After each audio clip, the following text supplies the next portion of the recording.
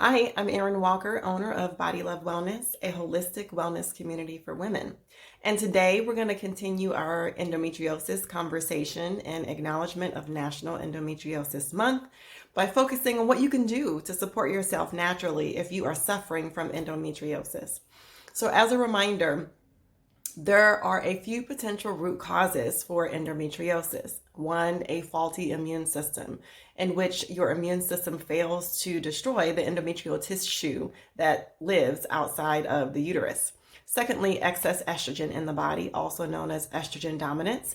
If you have followed me for any length of time, you've heard me talk a lot about estrogen dominance as the most common misdiagnosed health hormone imbalance.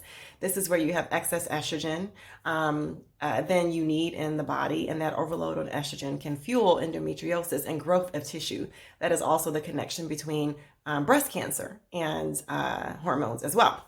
And then thirdly, inflammation in the body. Just like excess estrogen, inflammation is driven by lifestyle, what we eat, the toxins that we're exposed to, they all drive inflammation and can fuel endometriosis. So I'm going to start by talking about some foods, or the best foods that you can eat in order to tackle some of these root causes and thereby help to support your body in dealing with endometriosis. So foods that help to boost your immune system, things like carrots and garlic, ginger, dark leafy green veggies, leeks, mushrooms, green tea, rooibos tea. Foods that are rich in fiber that help your body to detox excess hormones. Brown rice, quinoa, especially mixed with a little bit of ground flaxseed, low glycemic fruits like berries and apples, dark leafy green veggies like kale, cruciferous vegetables, broccoli, cauliflower, and carrots and beets, for example. Foods that help you to support your liver. Your liver is your body's main organ of detoxification, and it plays a very central role in helping the body to detox from excess estrogen. So these are foods like artichokes and beets, burdock root, cabbage, carrots, kale, lemons and limes, dandelions and mustard greens, just to name a few. And then lastly, foods that offer healthy protein.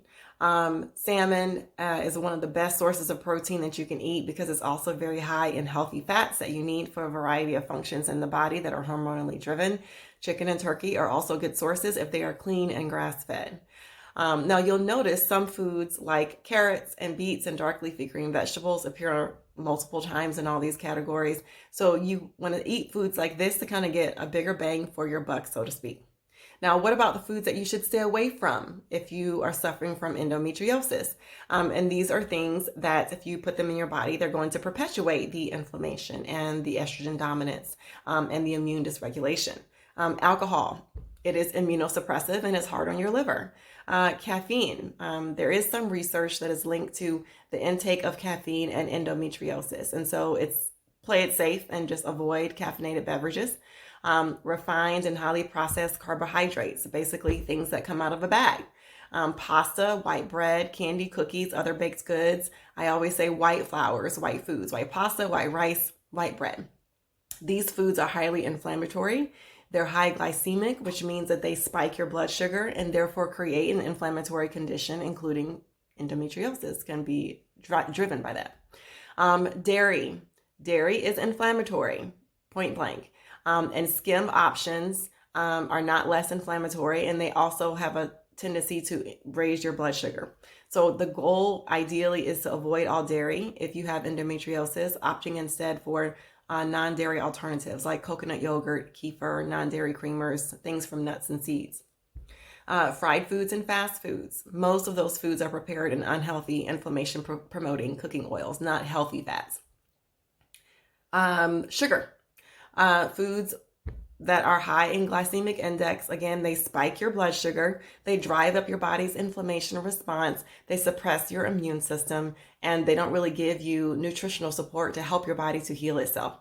And then lastly, processed foods with additives and preservatives. And so these foods introduce additional chemicals into the body that it doesn't want or need. It increases the toxic load, makes the liver have to work harder, thereby increasing inflammation. So this is the 411 on foods to consider adding into your diet if you are suffering from endometriosis. things to consider removing from your diet if you are supporting endometriosis. And food is the foundation of your wellness. If you're not eating in a way to help the body heal, then really other things that you may add, like supplements, medications, and so forth, are really band-aid solutions and would not be long lasting. So stick with me this week. I'll share another vlog that is a 13-step plan for supporting your body with endometriosis if you want to do things naturally. If you're suffering from endometriosis and you need help getting started, hit me up, DM me for a free one-on-one consultation.